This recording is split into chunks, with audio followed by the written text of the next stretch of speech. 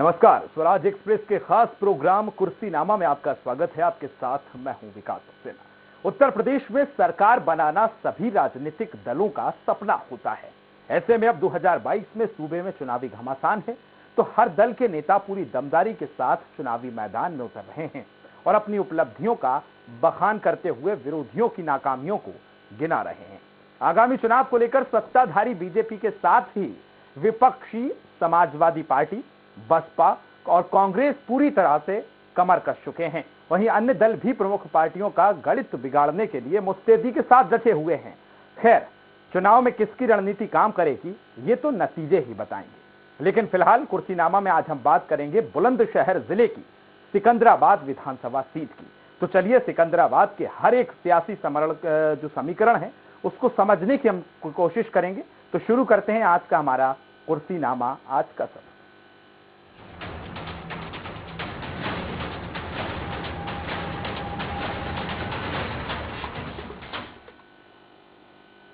तो बुलंदशहर जिले की सिकंदराबाद विधानसभा सीट के हर एक सियासी समीकरण पर विस्तार से बात करें। चलिए उसके पहले विधानसभा क्षेत्र के चुनावी इतिहास के साथ ही जातीय समीकरण और मुद्दों को भी उन पर एक हमारी आधारित खास रिपोर्ट देख लेते हैं। रहेगा किसके नाम? क्या बीजेपी लगा पाएगी जीत की हैट्रिक? बुलंदशहर जिले की सिकंदराबाद उत्तर प्रदेश की अहम विधानसभा सीटों में से एक है। यहां 2017 में बीजेपी की विमला सोलंकी ने जीत हासिल की थी। उन्होंने बसपा प्रत्याशी मोहम्मद इमरान को शिकस्त दी। पिछले चुनाव में बीजेपी की विमला सोलंकी को 1 लाख से भी ज्यादा वोट प्राप्त हुए थे। 2012 में भी सिकंदराबाद विधानसभा सीट से बीजेपी की विमला सोलंकी ही विधायक चुनी गई थी, जबकि 2007 और 2002 का चुनाव बसपा ने जीता था और दोनों बार वेदराम भाटी चुनाव जीतकर विधानसभा पहुंचे। इससे पहले 1996 से 2002 तक इस सीट पर समाजवादी पार्टी के नरेंद्र भाटी का कब्जा था। बीजेपी, बसपा और सपा के अलावा सिकंदराबाद सीट पर 1952 से 1962 तक कांग्रेस का कब्जा रहा। वहीं 1974, 1980 और 1985 में यहां पर कांग्रेस की जीत का परचम लहराया। सामाजिक ताने बाने की बात करें तो यहां मतदाताओं की संख्या लगभग 3,60,000 है, जिनमें लगभग 2 लाख पुरुष मतदाता हैं और 1,50,000 से ज्यादा महिला मतदाता हैं। यहां मुस्लिम मतदाता सबसे अधिक हैं। दूसरे नंबर पर ठाकुर वोटर्स हैं, जबकि ब्राह्मण, यादव, जाट और गुज्जर मतदाताओं की संख्या लगभग एक समान है। वैसे औद्योगिक दृष्टि से विकसित क्षेत्र सिकंदराबाद का वोटिंग पैटर्न जाति धर्म पर आधारित नहीं है। इसी का परिणाम है कि शुरुआती दौर में कांग्रेस के दबदबे को छोड़ दे तो यह सीट किसी भी दल के किले में तब्दील नहीं हो पाई। बात अगर मुद्दों की करें तो यहां पर इनकी भरमार है। दिल्ली से महज 50 किलोमीटर दूर सिकंदराबाद में आज तक कोई स्टेडियम नहीं है। विकास के मामले में यह विधानसभा क्षेत्र काफी पिछड़ा नजर आता है। औद्योगिक क्षेत्र होने के बावजूद यहां बेरोजगारी लगातार बढ़ रही है। रोजगार के लिए लोग दिल्ली, मुंबई समेत दूसरे बड़े शहर जा रहे हैं। लड़कियों के लिए डिग्री कॉलेज की मांग भी अब तक पूरी नहीं हो सकी है। अब ऐसे में सिकंदराबाद सीट पर किसकी जीत का परचम लहराएगा देखना अहम होगा। बुलंदशहर से संजीव भटनागर के साथ शोभित शर्मा की रिपोर्ट। तो बुलंदशहर जिले की सिकंदराबाद विधानसभा सीट पर मुकाबला कैसा होगा, कौन सी पार्टी कितनी मजबूत है, जनता का क्या कुछ रुख है, ये सब समझने की कोशिश करेंगे हमारे खास प्रोग्राम कुर्सीनामा में, जहां आज हम बात करने वाले हैं सिकंदराबाद की, जहां से हमारे संवाददाता संजीव भटनागर भी जुड़ गए हैं। वहीं से इस सीट के कुछ और दिलचस्प पहलुओं को भी हम जानेंगे। हमारे सहयोगी गगन मिश्रा जो कि हमारे साथ लखनऊ से लाइव जुड़ रहे हैं, हम दोनों से बातचीत करेंगे। वहां की जो सीट के क्या कुछ मुद्दे हैं उन पर बात करेंगे, लेकिन सबसे पहले रुख करेंगे संजीव का, क्योंकि संजीव सिकंदराबाद से आते हैं। लगातार वहां के जो मतदाताओं की नब्ज है उसको टटोला है संजीव ने और बहुत नजदीकी से ग्राउंड रिपोर्ट के बारे में वो जानकारी रखते हैं। संजीव, अगर 2022 की बात की जाए तो ये चुनाव बहुत अहम माना जा रहा है, क्योंकि अगर पिछली बात की जाए तो लगातार यहां 2 बार से बीजेपका कब्जा इस सीट पर रहा है, लेकिन 22 का चुनाव कितना खास है सिकंदराबाद के लिए? विकास, मैं आपको बता दूं, ये चुनाव जो हो रहा है ये मुख्यमंत्री की चेहरे पर हो रहा है। दूसरा, जो इससे पहले चुनाव हुए हैं मोदी के चेहरे पर चुनाव हुआ था। अब देखना हुआ कि योगी के चेहरे पर किस तरीके से ये चुनाव हो पाता है।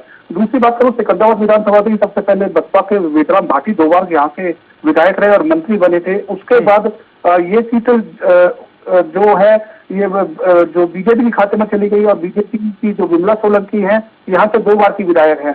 दोनों बार ये विकास के मुद्दे पर चुनाव जीती है, लेकिन जो जिस तरीके से किसान आंदोलन चल रहा है, जिस तरह से किसान रूठे पड़े हैं, इस बार चुनाव में जो है आने वाला जो चुनाव होगा वो विमला सोलंकी के लिए बहुत मुश्किल होने जा रहा है। वही दूसरी बात की जाए जो यहाँ के जो बेरोजगार युवा है, क्योंकि ये सिकंदराबाद क्षेत्र औद्योगिक क्षेत्र है और नोएडा से भी पुराना औद्योगिक क्षेत्र है, लेकिन जिस तरीके से सिकंदराबाद औद्योगिक क्षेत्र का विकास होना था वो खुद पड़े है। दिल्ली से मात्र 50 किलोमीटर और नोएडा से मात्र 32 किलोमीटर दूर ये सिकंदराबाद स्थित है। और यहाँ पर जो सबसे मेन जो दिक्कतें आती है औद्योगिक क्षेत्र में, जो वाहन है उनकी जो ट्रांसपोर्टिंग है उसमें दिक्कतें आती हैं। वहीं औद्योगिक क्षेत्र की बात करें तो वहाँ पर जो रोड का काम है वो बहुत जर्जर है, टूटी हुई है, गंदगियां भरी पड़ी है।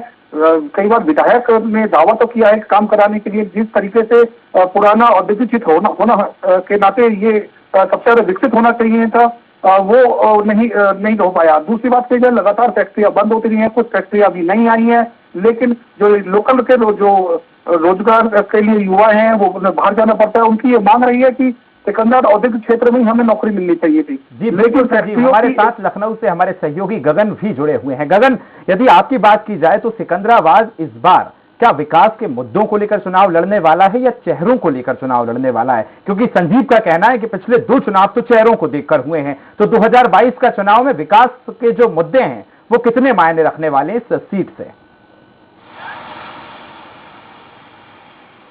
देखिए विकास, जिस वक्त हम बुंदेलखंड की क्षमा कीजिएगा, जिस समय हम बुलंदशहर की सिकंदराबाद सीट की बात कर रहे हैं, उस समय सीएम योगी आदित्यनाथ पूरे पश्चिम उत्तर प्रदेश की नब्ज था लेने पश्चिमी उत्तर प्रदेश के काफी जिलों में जाना शुरू कर दिया है। 1 हफ्ता 13 नवंबर तक वो पश्चिमी जिलों के दौरे पर रहेंगे। यानी कि पश्चिम जिला हर राजनीतिक दल के लिए काफी अहम माना जाता है, क्योंकि यहाँ पर कोई भी सीट किसी की परंपरागत सीट नहीं रही है। चाहे सिकंदराबाद की बात करें या पूरे बुलंदशहर जिले की बात करें, ये भाजपा की परंपरागत जिला नहीं रहा है। उसके बावजूद 2017 के चुनाव में पूरा क्लीन स्वीप करते सारी 7 की 7 सीटें भाजपा के पाले में गई थी। लेकिन बड़े अंतर से जीत पश्चिम उत्तर प्रदेश ज्यादा वोटों से बीजेपी छूता रहा है। बिल्कुल विकास, क्योंकि पश्चिमी उत्तर प्रदेश हमेशा से विकास के जो पायदान है उसको छू नहीं पाया है। हालांकि वो दिल्ली और नोएडा के करीब होता है, उसके बावजूद सारी योजनाएं नोएडा तक सीमित रहती हैं, अन्य जिलों में नहीं जाती हैं। तो बुलंदशहर की सिकंदराबाद की सीट बात की जाए या बाकी बुलंदशहर की बात की जाए, लगातार यहाँ पर जातिगत आंकड़े ही भारी रहे हैं, क्योंकि बसपा कई बार सिकंदराबाद में भी 2 बार लगातार विधायक रहे, 2007 रहे हैं, फिर 12 रहे हैं। उसके बाद यहाँ पर भाजपा लगातार विधायक रही है। इसके बावजूद यहाँ पर जातिगत जो आंकड़े हैं वो काफी मजबूत रहे हैं। जाटव यहाँ पर काफी महत्वपूर्ण भूमिका निभाता रहा है, मुसलमान काफी महत्वपूर्ण भूमिका निभाता रहा है। लेकिन मोदी लहर में इस बार 7 सीटें भाजपा के पाले में चली गई। लेकिन बुलंदशहर में जिस समय योगी आदित्यनाथ गए थे, जब वहां पर विदुन सिरोही जो पूर्व विधायक रहे हैं बुलंदशहर सदर से, एकमात्र एक बार 4.5 साल में मुख्यमंत्री योगी आदित्यनाथ बुलंदशहर गए हैं। ये लगा था लोगों को कि मुख्यमंत्री यहाँ पर आए हैं तो उसके बाद यहाँ पे विकास की धारा मजबूत होगी और तेज बहेगी, लेकिन वो धारा नहीं बह सकी। खासकर सिकंदराबाद में जहाँ पर इंडस्ट्रियल एरिया होने के बावजूद वहां पर रोजगार के लिए युवाओं को बाहर जाना पड़ता है, नोएडा जाना पड़ता है, दिल्ली जाना पड़ता है, मुंबई जाना पड़ता है, तो वो यहाँ के युवाओं को समस्या है। लेकिन विकास की बात की जाए, पश्चिमी उत्तर प्रदेश में कभी भी विकास का मुद्दा लोगों के लिए रहा है, लेकिन राजनीतिक दलों के लिए कभी नहीं रहा है। कभी नहीं रहा है, बिल्कुल गगन। हम ये चीज संजीव से भी बात करेंगे क्योंकि संजीव वहां से आते हैं। संजीव, जिस तरह से गगन बता रहे हैं कि जाति का जो फैक्टर है वो इस सीट पर बहुत काम करता है और पिछले नतीजे देखें तो इसी का परिणाम है। लेकिन 2022 में अगर बात की जाए तो पिछले 2 बार से बीजेपी है, तो जो विधायक हैं बीजेपी के, उनसे जनता कितनी संतुष्ट है इस बार, या कि मतदाताओं में नाराजगी देखने को मिल रही है इस बार 22 चुनाव में? संजीव, आपको विकास बताया जाए कि जो विधायक हैं 2 बार से जो यहाँ पर विधायक से वर्तमान लगातार विधायक रही हैं, कहीं ना कहीं लोगों में नाराजगी है क्योंकि 2 बार से लगातार वो विकास के मुद्दे पर आई है। जिस तरीके से उन्होंने वादे किए जनता के बीच में जाकर वो उन्होंने पूरे नहीं किए हैं। अब तीसरी बार देखना होगा कि जो विधायक है विमला सिंह सोलंकी तीसरी बार विजयी होती है या नहीं होती है, लेकिन सिकंदराबाद सीट का एक कहा है कि 2 बार से कोई ज्यादा विधायक नहीं रहा है। अब ये तीसरी बार विधायक विमला सोलंकी दोबारा तीसरी बार बन पाती है, नहीं बन पाती है, एक विश्लेषण है। मतदाताओं में नाराजगी है क्या विकास को लेकर, रोजगार को लेकर, भ्रष्टाचार को लेकर? बिल्कुल, जिस तरीके से लगातार महंगाई बढ़ती जा रही है उस तरीके से सरकार से नाराजगी है, लोगों की किसान मुद्दे पर नाराजगी है। चलिए संजीव, बहुत शुक्रिया तमाम जानकारी के लिए। गगन, आप हमारे साथ बने रहिए, हम आपसे भी आगे बातचीत करेंगे, लेकिन यहां वक्त है एक छोटे से ब्रेक का।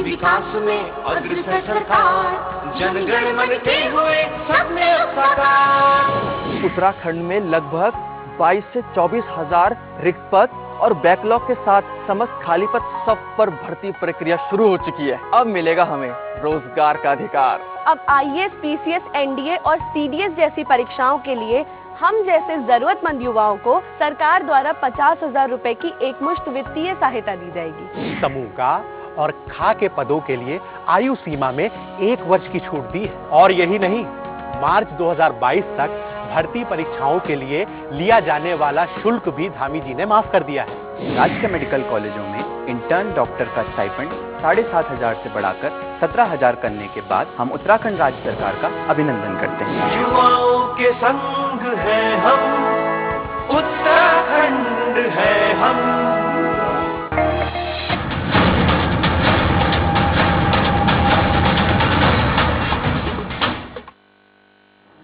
तो ब्रेक के बाद एक बार फिर आपका स्वागत है। आज हम बात कर रहे हैं सिकंदराबाद की। यहाँ का कैसा है चुनावी मूड और क्या है जनता के मुद्दे, क्या उनका रुख है, इस पे और अधिक हम बातचीत करेंगे। हमारे सहयोगी गगन मिश्रा हमारे साथ बने हुए हैं।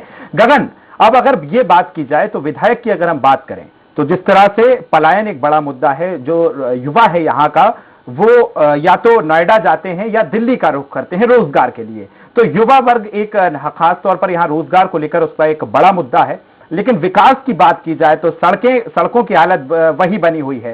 कैसे देख रहे हैं आप गगन? अब देखिए, विकास और पलायन भी 2 तरीके का होता है। एक पलायन वो जो भारतीय जनता पार्टी बिल्कुल गगन, हमारे साथ सपा के जो जिला अध्यक्ष हैं वो भी जुड़ गए हैं। उनका भी हम उनसे भी, राहुल यादव जो हैं वहां के सपा अध्यक्ष हैं, वो भी हमारे साथ जुड़ गए, उनसे भी बात करेंगे। जी गगन, आप पहले बात पूरी कीजिए, फिर हम उनके पास चलेंगे। चलिए राहुल जी, मेरी आवाज आप तक पहुंच रही है? जी आवाज आ रही है। राहुल जी, 2022 का चुनाव है, लगातार आपकी पार्टी सक्रिय बनी हुई है। तमाम अगर बात ही की जाए तो सिकंदराबाद पे आपका खास फोकस नजर आ रहा है। कैसे देख रहे हैं 2022 का चुनाव? हमारा जो फोकस है जिले में वो 700 सीटों पे बराबर फोकस है और 2022 में हम 700 सीटों पे जिले में जीतेंगे। कैसे सर, कौन से मुद्दे हैं, किन मुद्दों को लेकर आप मतदाता के पास जा रहे हैं कि आपको इतना कॉन्फिडेंस है कि आप 700 सीटों पर जीत का दावा कर रहे हैं? बिल्कुल एकदम कॉन्फिडेंस के साथ हम इस वजह से कह रहे हैं जी कि जनता जो है पूरी तरह से भारतीय जनता पार्टी से परेशान है। आपने सिकंदराबाद की बात करी जी। सिकंदराबाद एक टोल रोड है, जो हाईवे है उसमें भी गड्ढे हैं। जब जिस पर टोल दे रहे हैं लोग उसमें भी गड्ढे हैं। आप देखिए क्या हालत है प्रदेश की, रोडों की हालत जर्जर है। बुलंदशहर के अंदर 46 राहुल जी, ये हालत पिछले 5 साल में है या इससे पहले भी रही है? मैं आपको बताऊंगा, एक युवक ई रिक्शा चलाने वाला युवक, उसको पुलिस इतना पीटती है कि पीटते पीटते उसकी जान चली जाती है। बताइए आप क्या हालत है। चलिए राहुल जी आपसे भी बात करेंगे। मैं आपको बता दूं कि सीएम पुष्कर सिंह धामी संबोधित कर रहे हैं, आइए सुन बात।